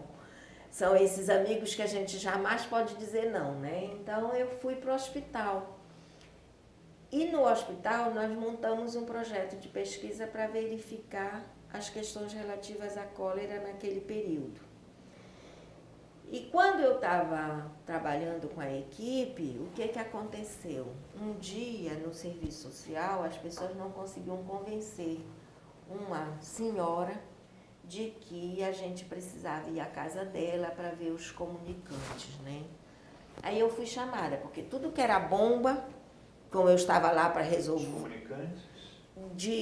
Porque quando você tem as pessoas, uma pessoa com cólera, você tem que examinar os que estão no entorno, né? Que se fosse tuberculose chamava-se comunicantes, eu não sei como chama no caso da cólera. Então, as pessoas que possivelmente pudessem estar doentes. E a senhora não queria que a gente fosse na casa dela, ela negava a possibilidade, inclusive, de haver cólera na casa dela, mas ela tinha um parente internado no hospital. E aí, quando eu cheguei, eu perguntei para ela por que ela não queria. E aí, deixou o serviço caminhando lá e nós ficamos conversando. E aí eu me apercebi que ela tinha uma experiência que a avó tinha contado, que era da cólera do século XIX, e que ela achava que haveria de se repetir. E aí, como eu tinha lido o material do Arthur Viana, eu pude dizer para ela que era diferente, que não era assim, porque a gente tinha estudado toda a parte da cólera histórica para poder fazer o serviço no hospital, né? E aí, nesse momento, eu me apercebi de que tinha muita coisa que o Arthur Viana não tinha dito. Então, eu fui para o arquivo. Eu trabalhei... O arquivo aqui, né? O arquivo aqui. Você vai para a Torre do Tom. Aí eu fui para o arquivo e eu queria fazer um trabalho comparativo entre o 19 e o 20. Porque, assim, embora sejam períodos muito diferentes, tem situações que não se repetem, evidentemente, mas que são muito semelhantes. Então, a situação da falta de atendimento da população, da impossibilidade de atender, quer dizer, na epidemia de 91 só morre uma pessoa que chega morto ao Barros Barreto, né? Ele não chega vivo. Mas você tem essa possibilidade de comparação. Mas aí, um dos meus colegas, que era mais experiente, ele disse assim, Jane, não vai comparar nada disso não, vai para a história. Deixa a parte do século XX para depois que tu te doutorares. Aí eu disse, mas vai ficar um trabalho esquisito. Não vai ficar nada de esquisito. Daí eu comecei a conversar com as pessoas. E o grupo da história, com quem originalmente a gente tinha estado junto, estava todo na Unicamp. E praticamente a grande parte das pessoas era orientanda do Sidney Chalub, que é o grande estudioso dessas questões, né? Então, eu me candidatei para a Unicamp e me candidatei para o Rio Grande do Sul, que tinha uma vertente que era fazer história da doença, e era com a Cláudia Fonseca. Aí a Cláudia, com aquele jeitinho dela, olhou para mim e disse assim, se tu passares na Unicamp, tu nem me apareces em Porto Alegre. Aí eu achava, naquela época, passei 10 anos trabalhando na burocracia. Eu fui de tudo na universidade. Eu fui assessora, pró-reitora, o diabo a quatro. E eu achava que eu não tinha um cabedal suficiente para fazer isso. Tanto que eu tirei um sabático, eu fui para os Estados Unidos e para a Inglaterra para colecionar material, aproveitando que a minha irmã estava primeiro num lugar, depois no outro. E aí eu fui coletar material para eu poder me situar e fazer um projeto, né? E aí eu passei na Unicamp. Aí eu só brinquei com a Cláudia, depois liguei para ela e disse, olha, tu mandaste, eu já passei, eu não vou aí. Então eu não fui fazer as provas. E aí fiquei na Unicamp, o que foi muito legal. Voltar para a história foi assim importantíssimo. E assim, acho que, embora eu tenha demorado muito, acho que foi muito importante voltar depois de uma certa experiência. Difícil era ser aluno de volta na sala de aula, né? Já sendo professor. Mas isso aí me criou grandes problemas porque... Você não era mais a menininha, a garota. Exatamente. E também tinha uma outra coisa. Os professores... os professores achavam que tudo que dizia respeito à história com a antropologia, eles entregavam para mim. Então, por exemplo, todas as coisas do historiador inglês, ai meu Deus, agora falhou o nome, o que escreveu Senhores e Caçadores, Costumes em Comum, o Thompson, porque lá todos eram thompsianos, né? Então, tudo era entregue para mim, isso me dava problemas com os colegas, sabe? Porque eles diziam assim, por que só tu, Jane? Eu dizia assim, olha, eu nem queria, porque a rigor eu tenho que ler todas essas coisas em inglês, porque hoje que tem a tradução em português, mas eu tinha que ler tudo em inglês, isso para mim era uma dificuldade, porque eu sempre achava que eu podia ter interpretado errado. Mas foi muito bom voltar para a história e ter essa faceta de interação, história e antropologia, entendeu? E coisas... Tinha o João Manuel Monteiro. Tinha, mas eu não fui aluna do John. Ele era orientador do Décio, que é da história. Ele foi orientador do Décio. Mas ele atuava bem nessa... Claro, sem dúvida. Deus o livre. A morte dele também é um choque para todos nós, né? Mas, assim, foi interessante voltar para a história. Isso me deu chance de fazer trabalhos como os que eu faço hoje, que eu lido tanto com a parte de documentação como com a parte da etnografia mesmo, né? Acho que foi bom, acho que eu consegui fazer o programa de uma forma adequada, assim, discutindo bem, tanto com Sidney como com Cláudio Batalha, como com Maicon Hall, Stella Bresciani, que são professores de muito boa qualidade na Unicamp.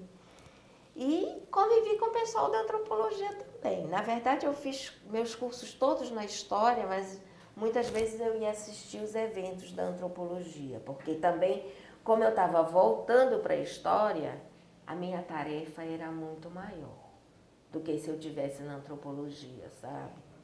Mas acho que isso foi um desafio legal. Você morou quanto tempo em Campinas? Morei 2 anos. Seu filho foi junto? Foi, ficou estudando lá. Depois eu fui para Portugal e ele foi para a Inglaterra com a minha irmã, porque... quer dizer, ele ficou um tempo em Portugal comigo e depois ele foi para a Inglaterra porque eu queria que ele aprendesse inglês criança, porque isso é outra diferença, né? Tanto que hoje ele é uma pessoa do mundo, ele trabalha na África. Trabalha com o quê? Com direitos humanos. Ele é advogado, trabalha com uma missão de paz da ONU, né? Então, eu queria que tivesse também essa qualificação, assim. Da língua, né? Da língua, porque é muito diferente, né? Aprender bem inglês mais velho. Meus filhos... Senão eles ficam corrigindo a gente. Então, eu acho que foi um trabalho imenso esse, mas quando eu quis ir para Portugal, o Sidney dizia para mim, não tem nada de cólera nos arquivos. Eu disse, vai ter. Ainda não era o tempo da... Você queria ir para Portugal ou você teve indicação de... Não, era assim, a galera que trouxe... A galera é o tipo de navio, né? Não era a galera de hoje. Que trouxe a cólera para Belém, né? Ela vinha do Porto, em Portugal.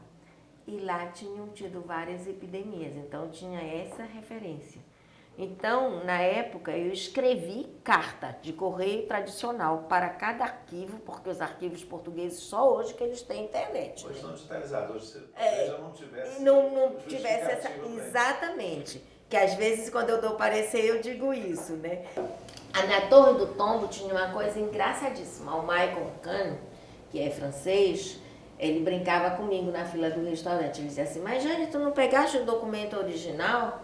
Eu disse assim, e tu pegaste? Porque os portugueses que estudavam salazarismo, por exemplo, essa é a parte toda digitalizada, era naquele momento. Então ninguém podia pegar o documento original. E tu sabe, como historiador, a gente quer pegar o documento original, né? Então, mas eu ainda peguei muitos da cólera originais.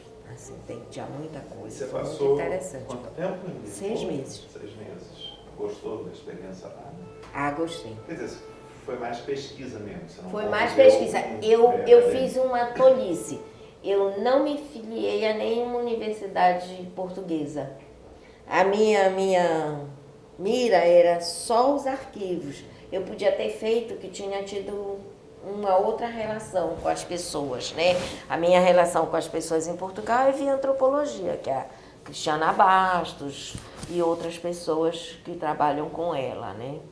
Nessa época o Gilberto estava lá. Imagina, eu assisti o Gilberto assistindo todas aquilo que na época chamava-se GNIT, não sei como chama hoje, que era o correspondente ao CNPq. O Gilberto era consultor. FCP. Ele foi para lá e eu olhava para o Gilberto e eu dizia assim, eu não acredito que o Gilberto está comportado, porque ele ouviu cada coisa que eu não suportava, quanto mais ele. Porque a antropologia portuguesa, agora que ela tem um upgrade, mas era assim, uma coisa cultural terrível. Me lembro que tinha um estudo sobre as águas termais, que era uma coisa pavorosa. E eu fui, porém, uma paraense que trabalhava no Porto, disse assim, Jane, vai ter uma seleção nesse órgão. E vem uns brasileiros para a banca. Não eram os brasileiros, era o brasileiro, era o Gilberto, Pina Cabral e assim por diante. E aí, ele ficou muito amigo do Joaquim Paes de Brito também. É verdade. No Museu de Etnologia. É verdade. Estava nos que tem ainda, mas já estava no Museu de Etnologia. O Museu de Etnologia é uma coisa impressionante.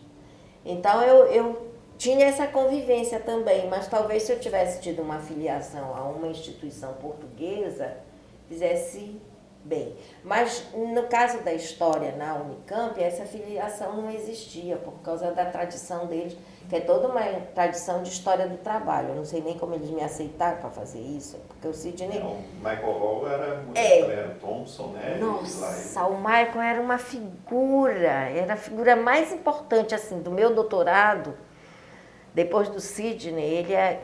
ou talvez até antes, porque o Michael, ele tem uma visão, ele disse assim para mim, você precisa ir no Public Record. Eu falei assim, mas eu não falo inglês. Aí ele disse assim, mas você precisa ir. Na lata tal tem isso assim, assim, assim, assim. Porque na lata tal, que tá na prateleira, não sei o quê, tem isso assim, assim, assim. Você tá certo, eu vou mandar uma pessoa lá. Aí pedi para minha irmã ir lá. As latas eram certinhas, porque ele sabia tudo de cabeça. Quando ele fazia um panorama das revistas de história, olha, eu gostaria de fazer isso. Ele era muito bom. Nunca mais eu vi o professor Michael. E uma pessoa muito amável também. Bom, aí você voltou e terminou a tese morando já em Belém. Não, imagina. O Sidney brigou comigo. Jane, você vai ficar em Belém? Eu lhe quero aqui, que eu lhe quero ver toda semana. Aí eu disse assim, eu vou para aí. Acontece que tu não vai me ver toda semana porque tu não vais ter tempo. Mas eu fui, acabei de escrever o trabalho lá. E aí eu voltei para cá já porque tinha terminado a licença e a defesa não estava marcada. Mas aí eu fiz tudo o que tinha que fazer e felizmente deu certo. Foi publicado depois pelo museu e pela universidade. Pela editora da universidade, né? Do Pará. Muito bem. Queria também falar um pouco sobre a tua experiência. Você é afiliada da ABA desde 78, pelo menos no teu currículo, tá? Outro dia eu briguei, porque eu sou desde 73, quando aqui tinha a ABA regional, porque antes tinham, né? Então a gente fundou a ABA regional aqui e aliás, minto. Não, é isso mesmo. Quando eu fui para Santa Catarina, a ABA, eu participei da reativação da ABA em termos nacionais, porque era o Manuel Diegues, o presidente, e o Silvio fez toda uma gestão para que fosse feito um evento em Santa Catarina, em 74. Eu participei da organização do evento, né? Como aluna, evidentemente, mas participei da organização. Foi em 78 que foi em Salvador? Foi em Salvador, Foi 78. quando o Gilberto assumiu, não foi? Foi, acho que foi quando o Gilberto assumiu, que o Gilberto já é dos anos... Eu acho que é. Bom. Ou foi em 80 que ele assumiu no Rio? Em 80, em 80 eu estava na aba por conta de Fora da FUNAI, a Eunice e a Ruth Cardoso convidaram o grupo que tinha sido expulso da FUNAI para ir falar. E eu que fui falar. Era. Mas você na aba foi secretária-geral quando o Caroso era presidente? Quando o Caroso era presidente. 2008, 2010. Eu fui diretor, Eu já estou na aba acho que uns 10 anos. Já me convidaram para ser presidente, disse, não, esquece de mim que eu não dou para isso. Hoje você é vice-presidente, né? Eu fui do Conselho Fiscal na administração do Gustavo. Depois eu fui diretora regional na administração da Miriam, que a secretária-geral era a Cornélia. Depois eu fui secretária-geral junto com o Caroso. E agora fui convencida pelo Antônio Carlos a ser vice-presidente. Não estou arrependida, mas é um trabalho de cão, ainda mais sem dinheiro. É muito difícil. Olha, agora nós fomos todos para o México. Nós fomos ou porque somos bolsistas de produtividade ou porque conseguimos algum recurso, porque a aba não tem recurso para isso, né? Então Embora seja uma associação, vamos dizer, bem estruturada, né? Razoavelmente estruturada, em termos de filiado. Eu já estou paga até 2020, porque eu sempre pago adiantada. Diz os meninos que eu levo vantagem. Eu digo, não, é porque eu me esqueço, então para não me esquecer eu faço isso, né? Então mas a gente tem muitos inadimplentes. E as pessoas, elas se aborrecem quando a gente manda cobrar. Não tem ideia. Ontem eu estava olhando, a gente tem uma demanda grande para RBA, e aí o filtro já vai só para os que pagam, né? Mas as pessoas esquecem, porque como é anuidade, né? Acho que as pessoas esquecem e elas não gostam de ser cobradas. Ninguém gosta de... Uma opção. Parênteses aqui é assim, quem fizer 2 anos, ou 3, ou 4, tem um desconto, que a pessoa pode pagar. A gente faz. A gente faz. Tem. A gente faz.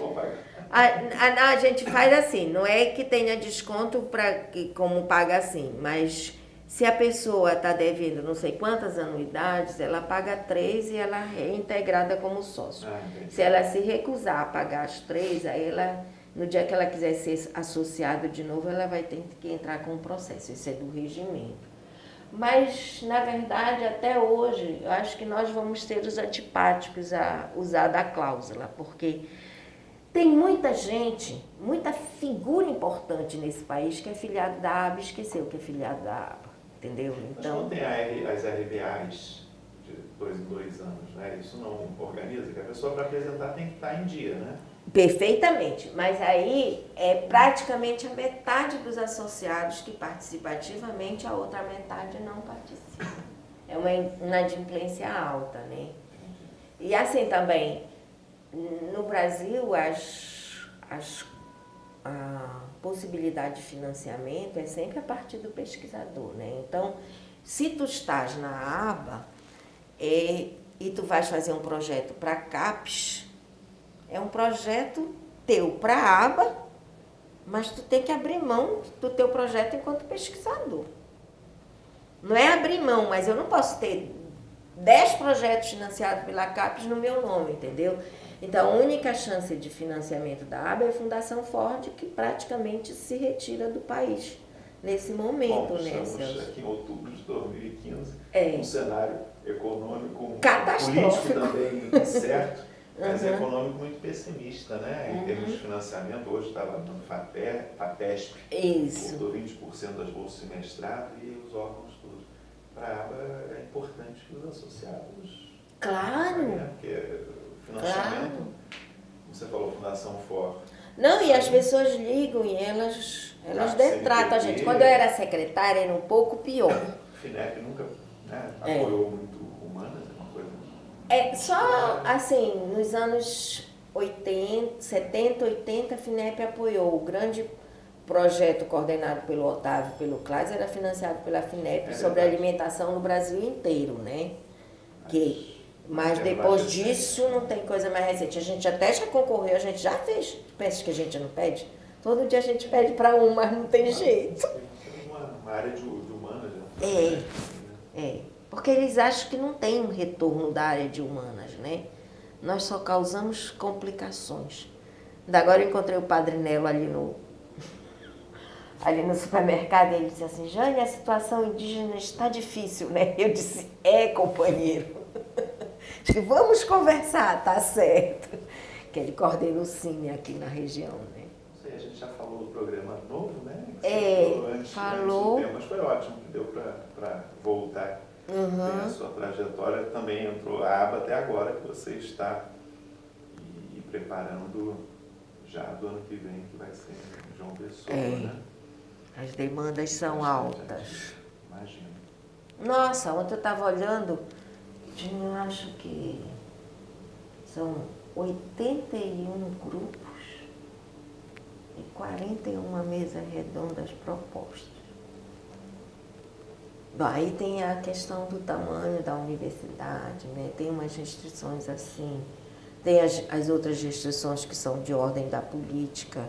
Por exemplo, se eu estou no mesmo campo que tu, eu proponho um grupo, tu propões também, como é que eu vou juntar se a gente não se entende, né? Então, são artimanhas, é uma arte dirigir esta tal aba, sabe? É uma arte de contentar os que estão contentes e os descontentes. E isso é impossível de alguém produzir, sabe? A arte de contentar os descontentes é insuportável. A outra secretária Você já está há muito tempo nisso, já aprendeu as... Ai, Celso, mas é muito Você chato. teve muito tempo também nessas funções na universidade e na aba. Qual é a diferença entre ter essas posições na universidade e numa associação? Se você fosse comparar. Acho que na universidade é assim. Eu sou uma pessoa que as pessoas me conhecem, vamos dizer assim, mais pelo meu rigor do que pela possibilidade do não rigor. Então, por exemplo, na universidade, a coisa que eu considero mais importante foi a implantação do PIBIC. Eu implantei o PIBIC em 87, acho que é assim. E, na verdade, tu lidas com todas essas coisas. Tu lida com o pesquisador que liga e te esculhamba, porque tu és burocrata, não sei o quê. E na aba, quando as pessoas fazem isso, a gente tem que pensar 2 vezes. Porque a gente não é esculhambado por um pesquisador qualquer, a gente é esculhambado por um ex-presidente, entendeu? Então, às vezes, as pessoas são colegas da gente, elas dizem assim, Jane, essa aba é muito vagabunda, entendeu? Como que a aba está servindo isso pra gente? Entende? E aí, eu brinco que não é possível por aí. Eu já tive pesquisador que ligou para mim e disse assim, eu não posso ir porque eu não tenho grana. Eu disse, professor, o senhor é bolsista de produtividade com grande.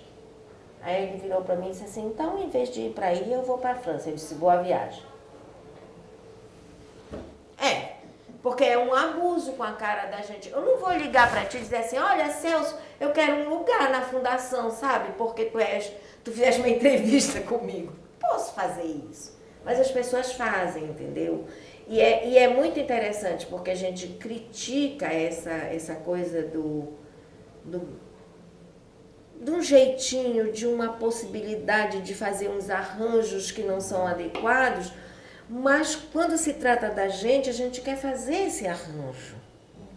Eu lembro de um dos meus colegas que quando muda toda essa conjuntura de repressão, de ditadura, ele diz assim, Jane, as pessoas elas estão querendo fazer a mesma coisa do que se fez antes, então elas querem que seja o meu marido, o meu compadre, o meu filho, que precisa estar em tal lugar, elas esquecem que tem regras de concurso.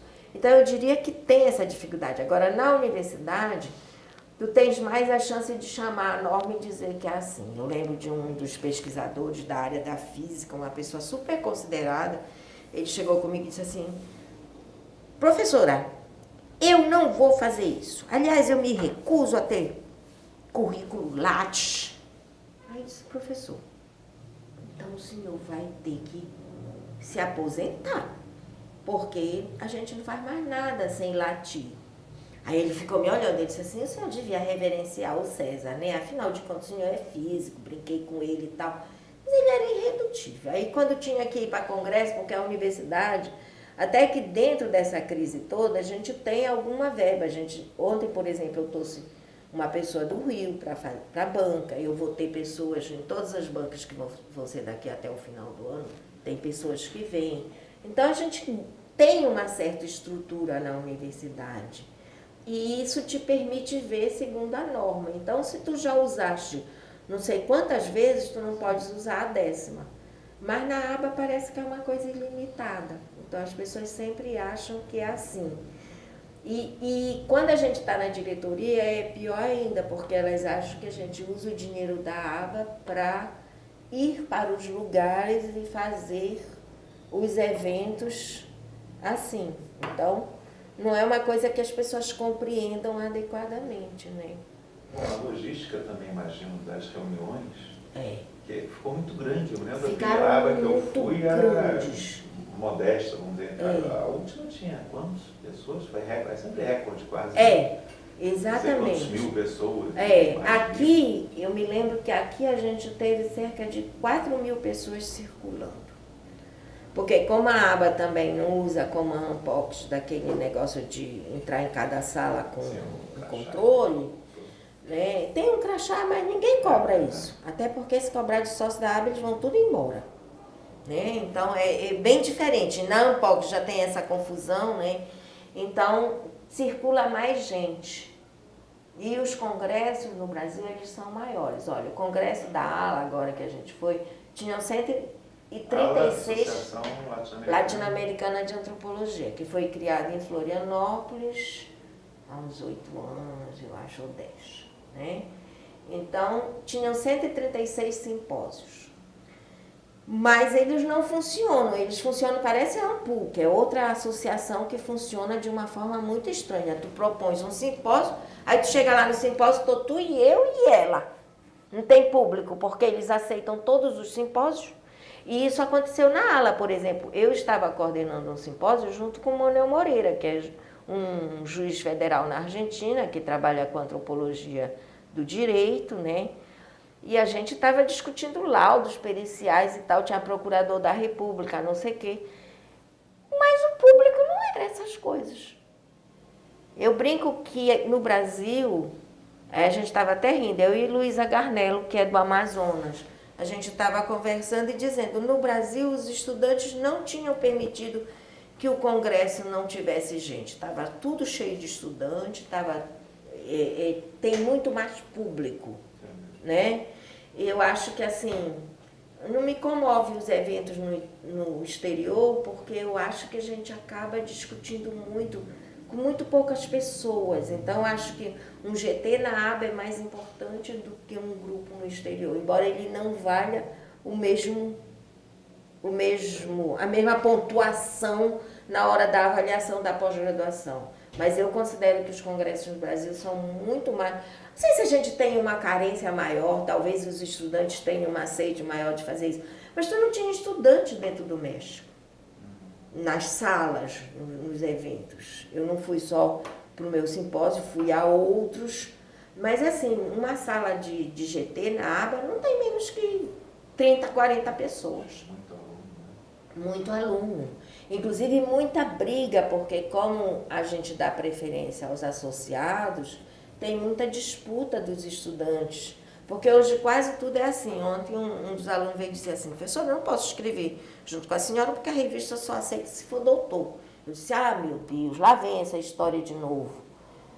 Porque agora as revistas resolveram que só aceitam coisas se forem de pessoas que são doutores, né?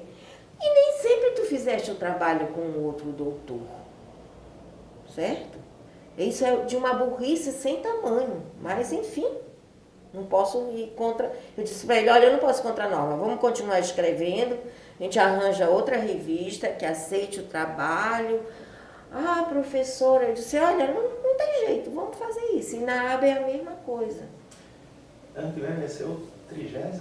É o 30º. 30º, então vai ser importante. Ela é de 2 em 2 anos. Bom, desejo sucesso.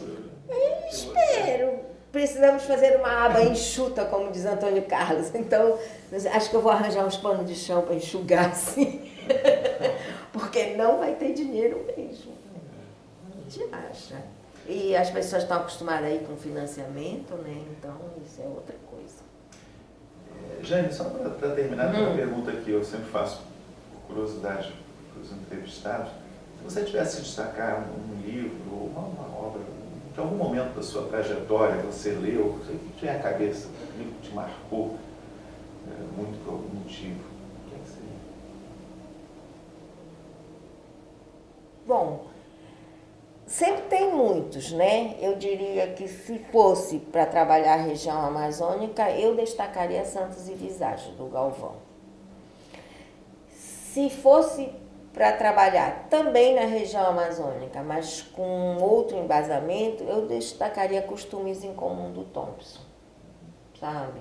Acho que tem outras coisas importantes na antropologia, mas eu considero o Costumes em Comum um texto muito antropológico e, ao mesmo tempo, muito com a história, que é uma coisa que os antropólogos não sabem fazer. Histórico de antropólogo é uma vergonha. Porque é sempre uma coisa mais cronológica, como diz um aluno meu, parece uma ata, né, professora? Em vez de ter os problemas, entendeu? Então, eu acho que isso ajuda a pensar, né? Agora, em termos de Amazônia, eu acho que o Santos e Visagem é um norte. Foram 2 livros marcantes para você também. É. Que eu li, o Santos e Visagem. Que eu li na graduação. Identifica nas suas andanças pelo interior. Ah, sim, que o Eduardo escreveu. E também como eu hoje faço um trabalho muito, mais próximo do que eu gostaria de ter feito desde o início, porque hoje eu trabalho com povos indígenas e hoje eu trabalho com história dos povos indígenas, né? Então é uma coisa que ajuda bastante esse trabalho dele, como o outro dos Teneterrara que eu falei, e o do Thompson ajuda a fazer essas ilações. Aliás, a obra do Thompson toda, para quem trabalha na Amazônia, é importantíssima. Senhores e Caçadores, é o 17 na Inglaterra, mas é o dia a dia da Amazônia. Os cercamentos, as coisas. Se tu mal comparares e adaptares as situações, né? Então, eu acho que ele é um historiador importante. Eu gosto mais dele do que do Rubensbauer, por exemplo. Eu acho o Rubensbauer interessante e também próximo da antropologia, mas eu considero que o Thompson é mais... Talvez pela própria trajetória a gente lê e fica apaixonado.